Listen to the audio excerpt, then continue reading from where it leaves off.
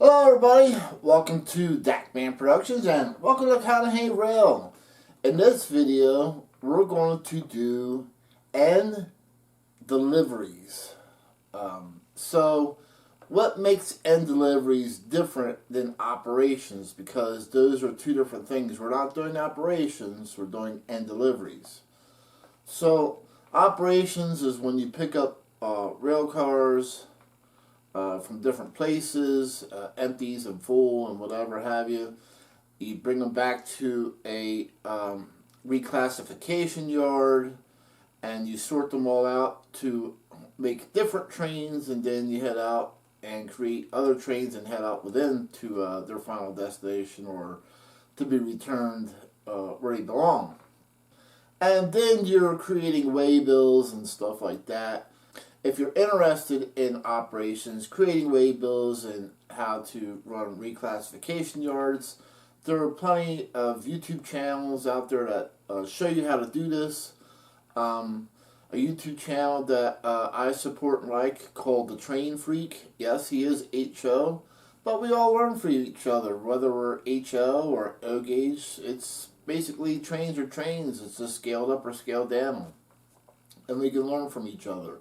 But at any rate, he's got some great videos on how to create waybills and all about reclassification yards and switchbacks, so he can get you on the right track if the operations is something that you're interested in doing.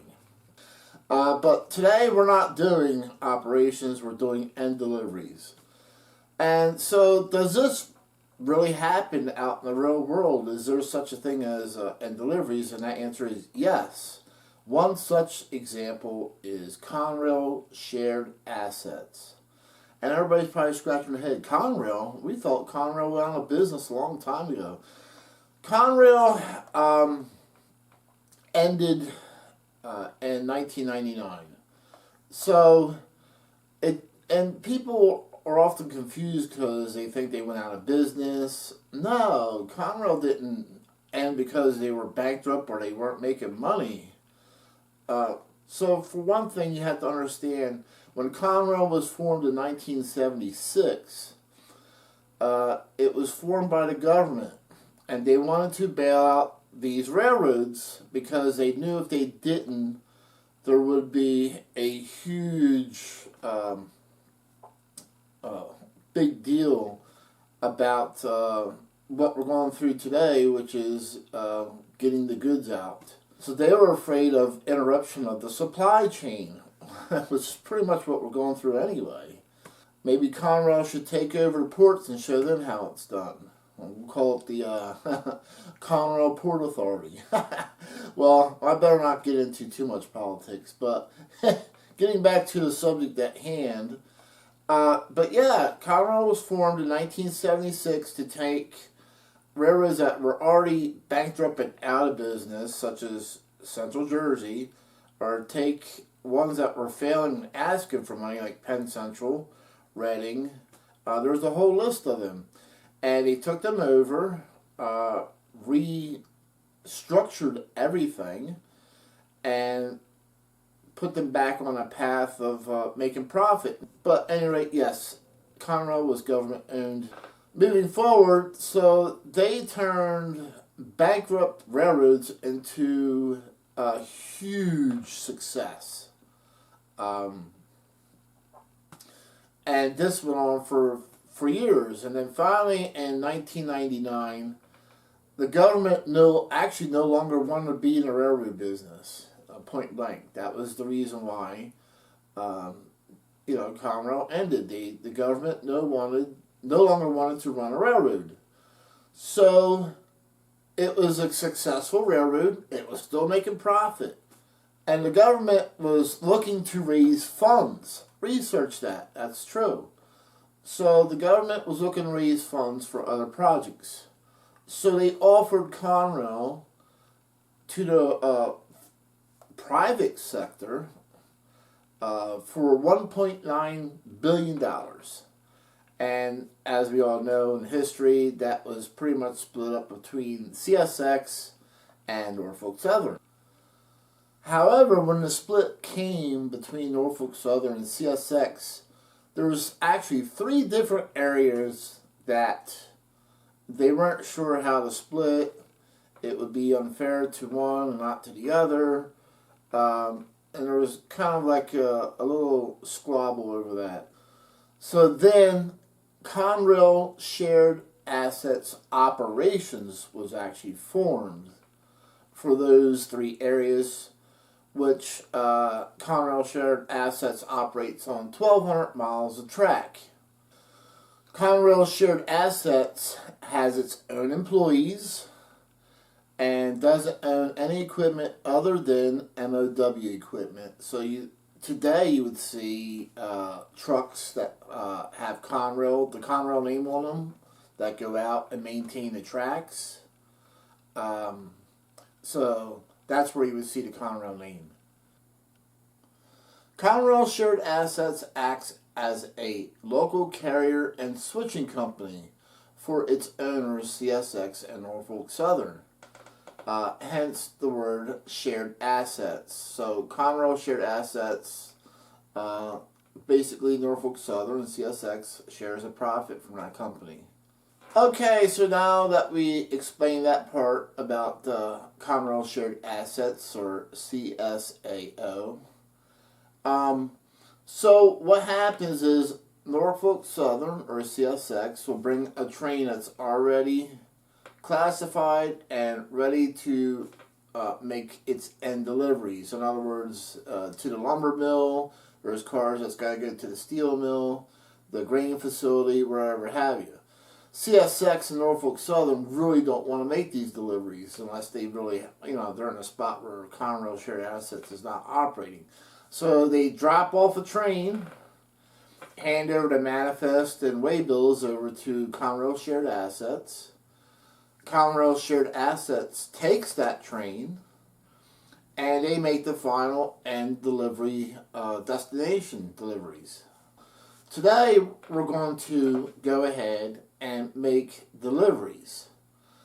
Conrail Shared Assets, as I previously said, does not own their own equipment other than MOW equipment. Today, Conrail Shared Assets uses leased equipment either from CSX or Norfolk Southern. And you can ask some of the engineers, they don't always get the best of the equipment. But let's get started today, and we're going to go ahead and make some end deliveries, and we'll have some fun. Okay, today on Conrail Shared Assets, we're going to be making our end deliveries using leased Norfolk Southern Heritage locomotives. And I know a couple of the CSAO engineers, and they're probably laughing at me right now because they tell me about the horrible equipment that's handed over to them when they go to lease locomotives. So I'm pretty sure Norfolk Southern would never lease CSAO heritage locomotives to do deliveries with. So, okay, so let's get the crew aboard. The first delivery we have to make is at Crystal Ice House, which is on the other side of Conahey Rail. It's in a different city. So that's going to be our first stop. This is the dispatcher. Do you copy? Copy that, dispatcher. Over. Okay, start her up. Stand by for track orders. Roger that. Out.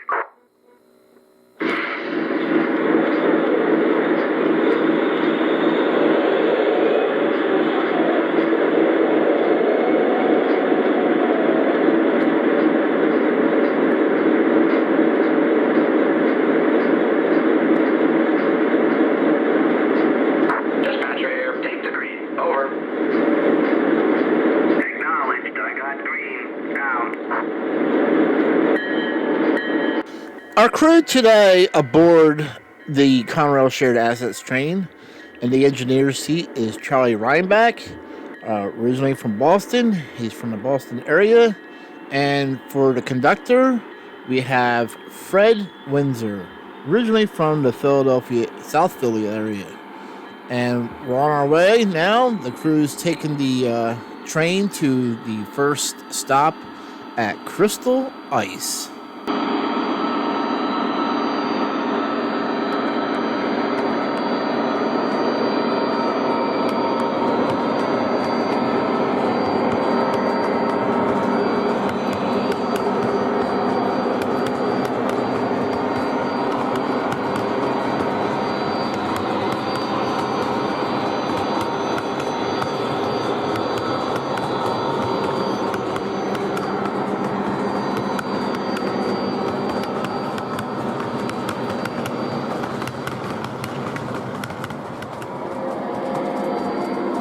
The crew now approaches Crystal Ice and need to slow down to cut some cars to switch out some reefers to reload with ice and put the empties back in the siding for them to load more product.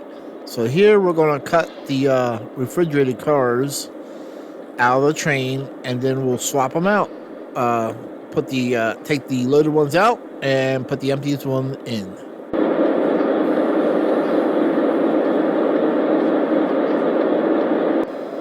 Fred takes point at the nose of the locomotive. His job is to radio to the engineer how close he is to the couplers. 1 car, 2 car, 3 car, letting the engineer know how fast he's going and when to stop so not to couple up too hard.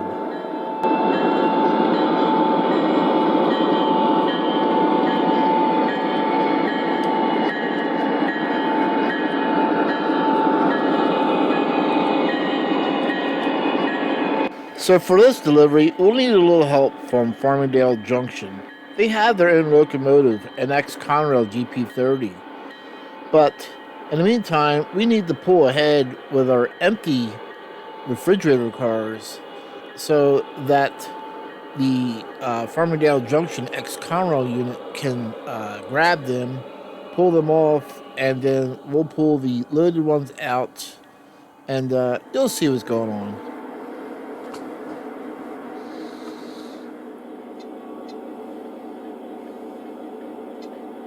Dispatcher here. Do you copy? Over. Roger that.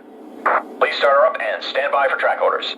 Copy that, dispatcher. We'll get up and running. Out.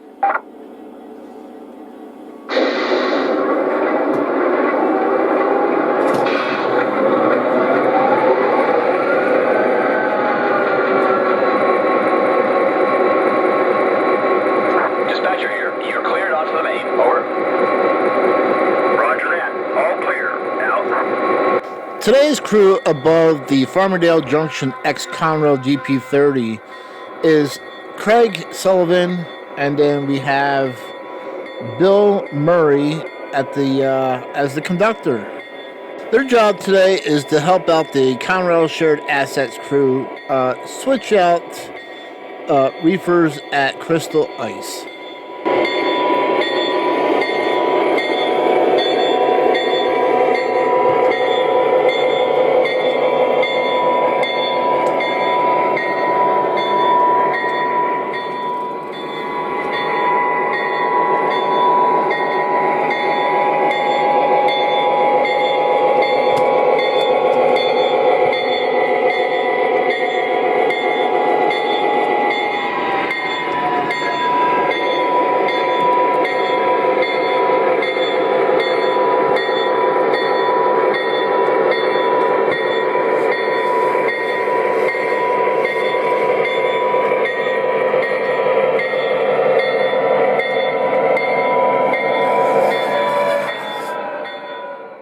Bill, the conductor, has to throw the switch so we can get out onto the main line.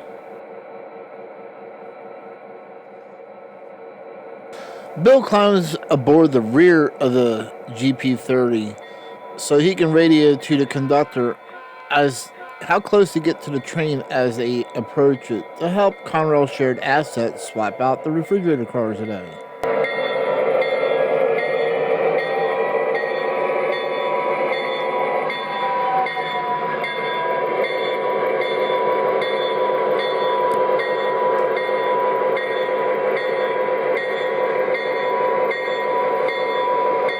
The locomotive approaches the other train, Bill saying 3 car, 2 car, 1 car, and then stop.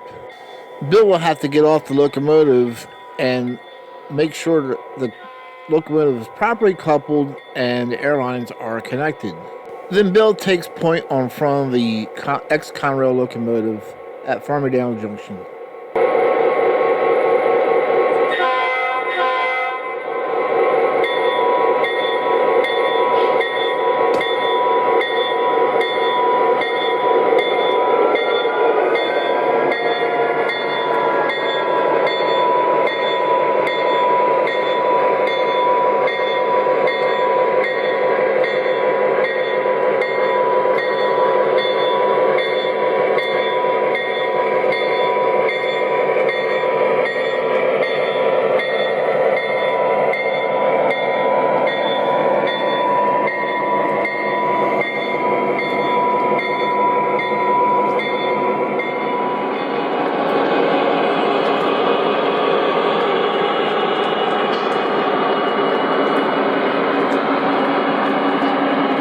The CSAO crew will have to pull the refrigerated cars out of the siding.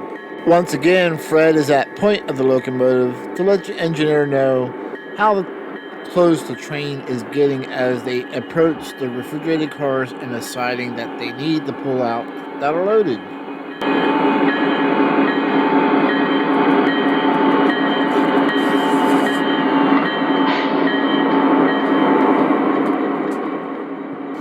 Fred has coupled the airlines and we're ready to pull out.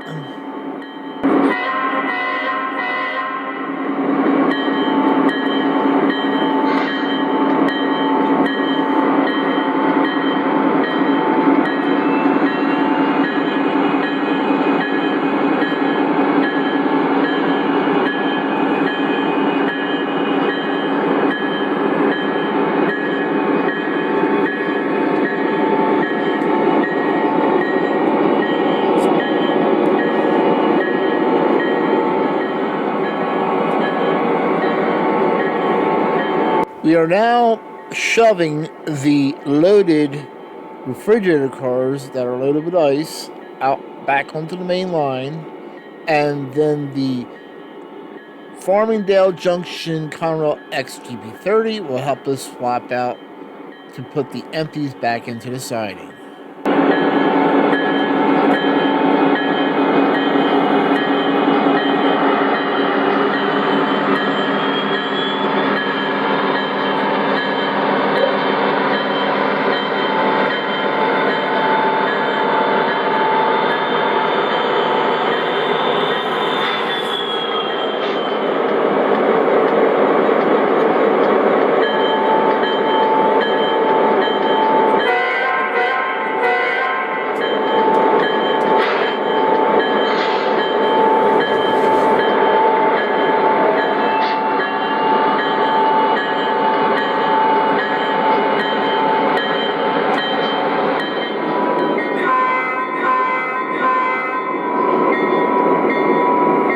So the Farmingdale Junction ex-Conrail GP30 will shove the empty refrigerator cars so we can grab them and shove them back into the siding for Crystal Ice to be reloaded with new product.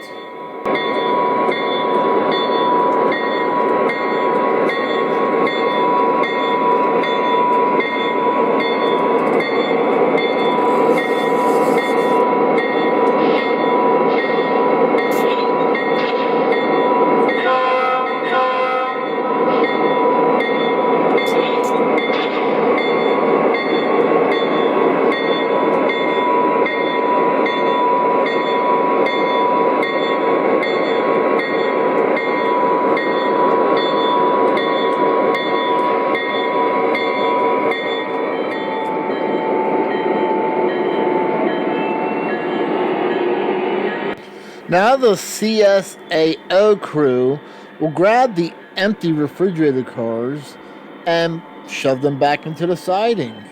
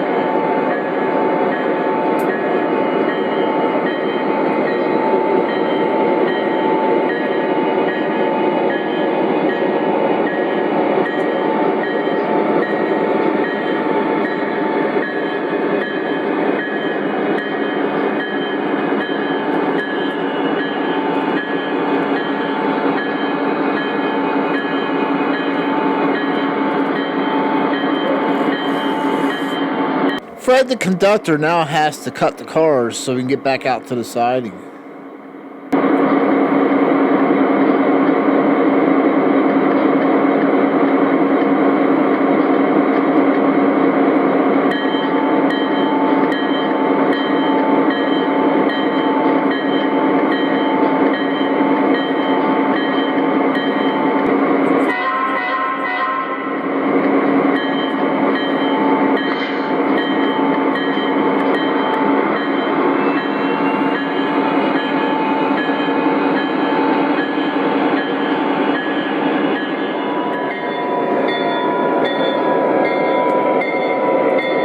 We will need the help of the crew of the Farmingdale Junction with their ex-Conrail GP30 once again to get the loaded refrigerated cars back into our CSAO train so we can move on for the day.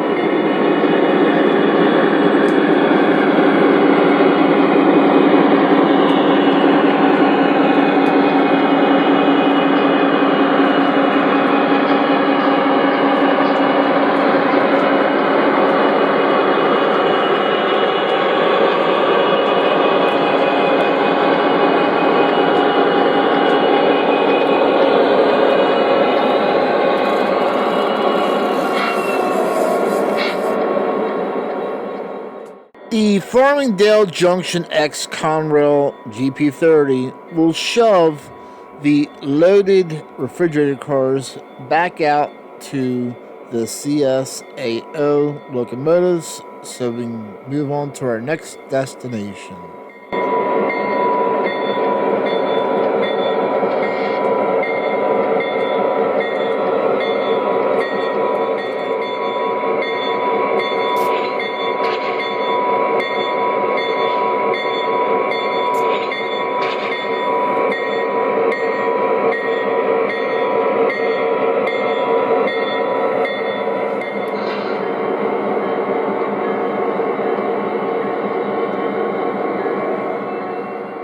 Now we can shove the loaded refrigerated cars back into our train and take off to our next destination. And we would like to thank Farmingdale Junction for collaborating with CSAO today to help us swap out cars at Crystal Ice.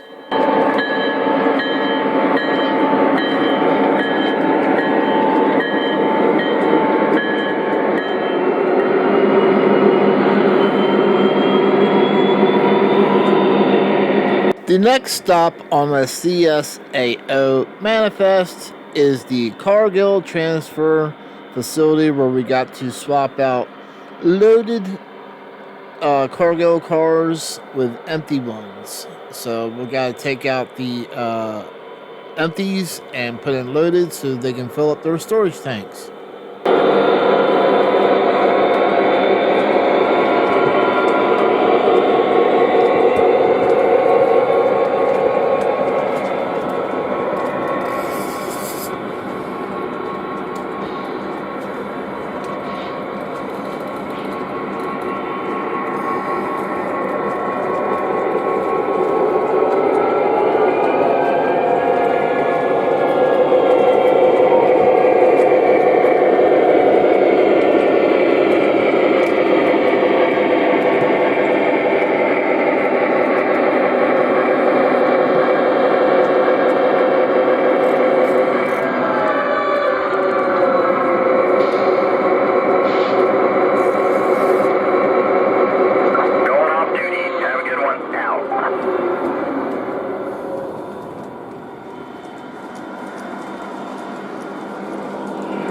CSAO train now approaches the Cargill transfer facility, which is on the right-hand side of the train. Here we already pulled the empty tank cars from the siding of the Cargill transfer facility, and we're going to go ahead and shove the loaded tank cars into the siding of the Cargill facility so they can fill up their storage tanks. The Cargill transfer facility is a very key important facility as it is a transfer point from train to truck.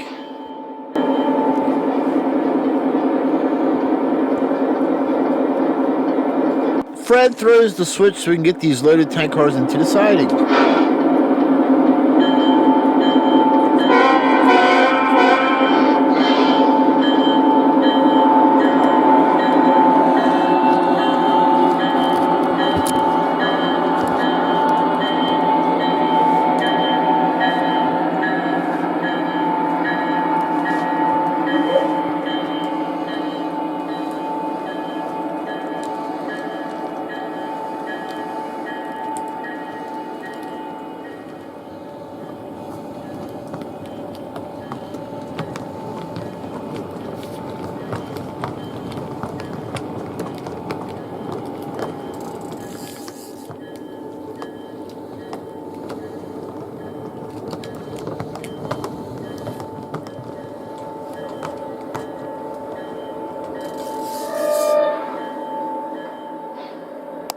Fred throws the switch after we pull out of the yard.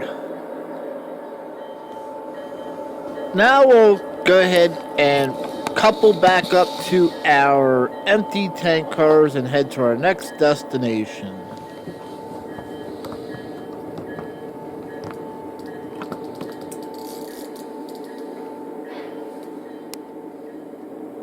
Now Fred connects the airlines back up to the tank cars. For our next delivery destination, we must cross over to the inside main at the Cargill facility.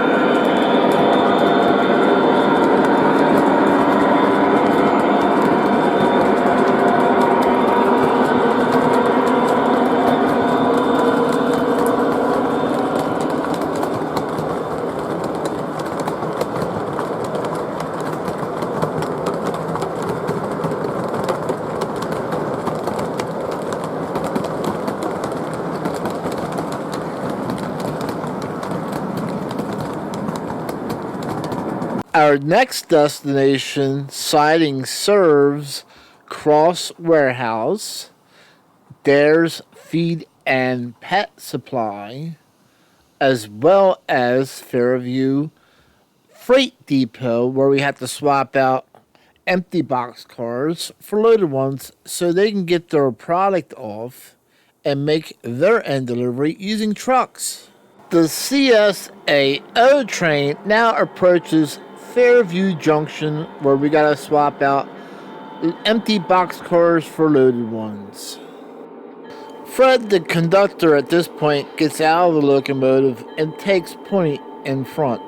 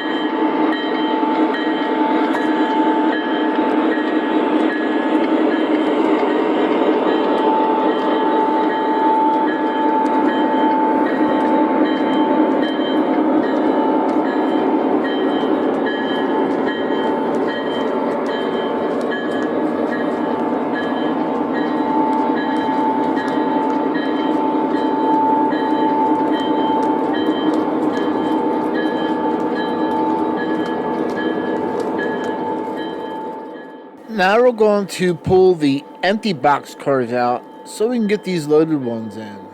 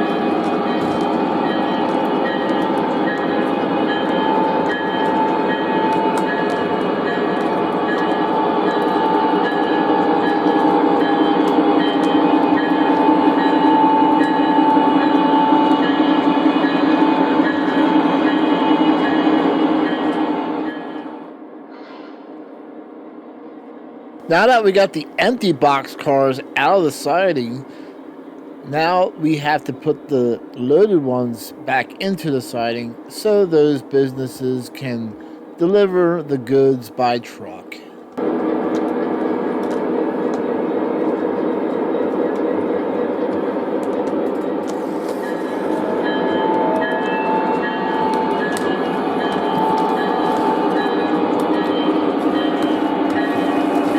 The CSAO crew shoves the loaded boxcars into Fairview Junction.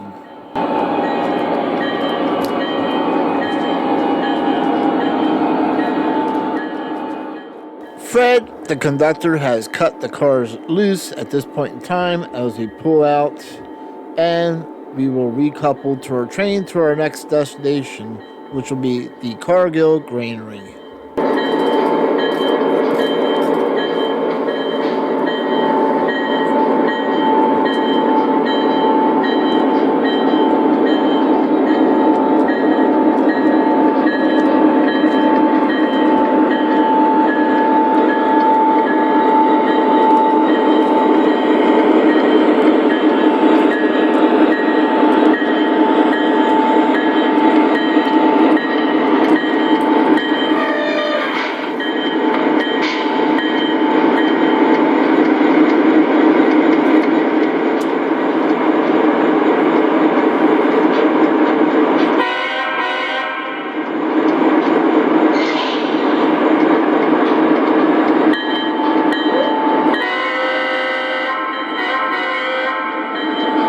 The CSAO crew now has to go to the Cargill granary and pull out center flow hoppers that is loaded with flour. The Cargill granary takes grain and mills it into flour for individual flour manufacturers to sell in the stores.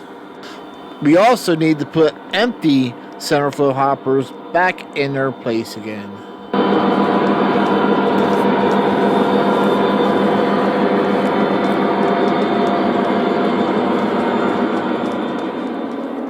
Here is the Cargill granary facility, where grain is received in and then milled into flour.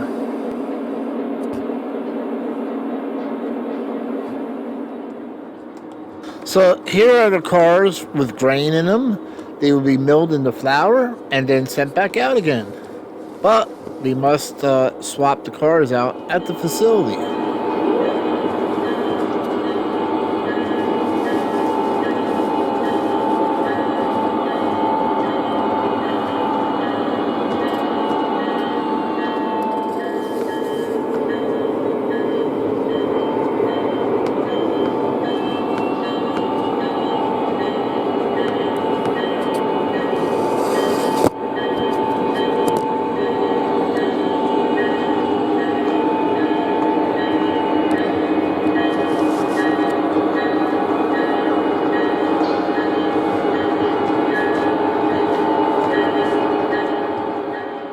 Fred, the conductor, has had a long day throwing switches, but this is part of his job.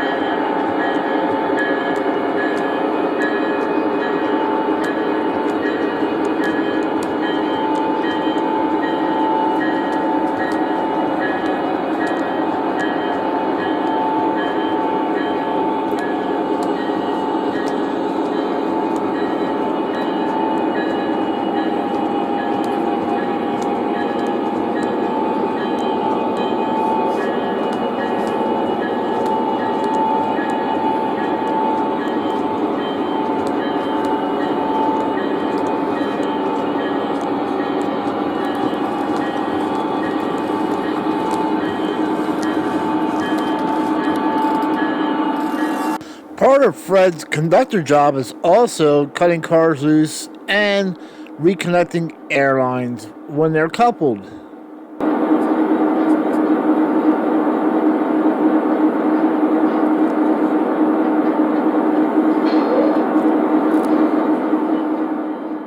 Now we're going to take the string of center flow hopper cars loaded with raw grain to be milled into flour and put it into the Cargill granary siding.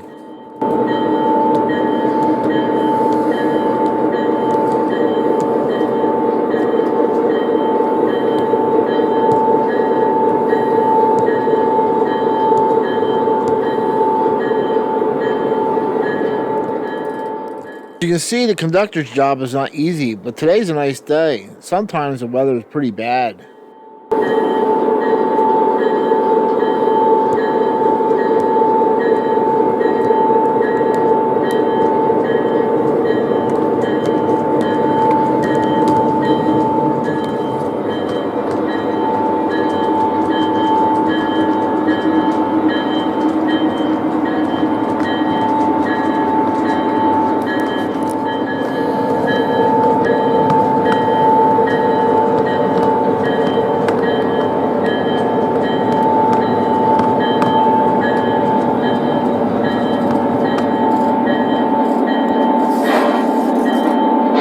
Here, Fred's got to uncouple the cars. In real railroad life, there is no such thing as an uncoupling track. It has to be done manually.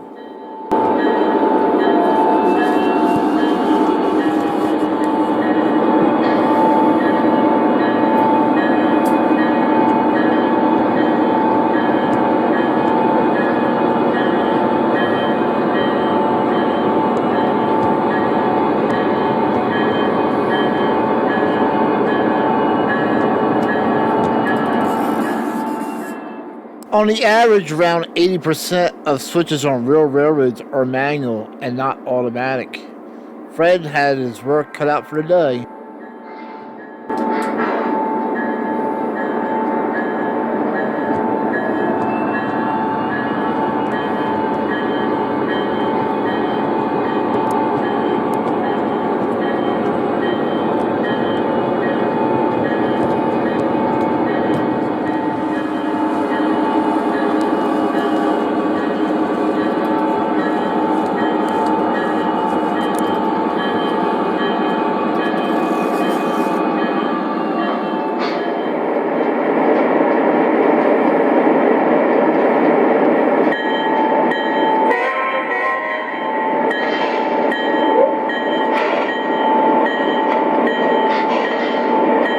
Now the CSAO crew have finished making their end deliveries and will return to their yard where the NS or Norfolk Southern will pick up the train and take it to a reclassification yard.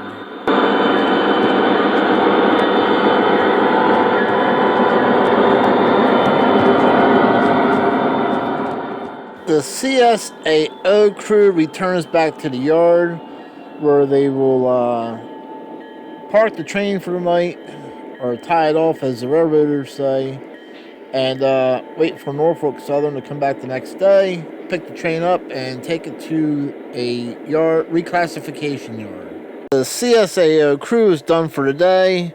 Fred, the conductor, is one of the first ones to leave the locomotive.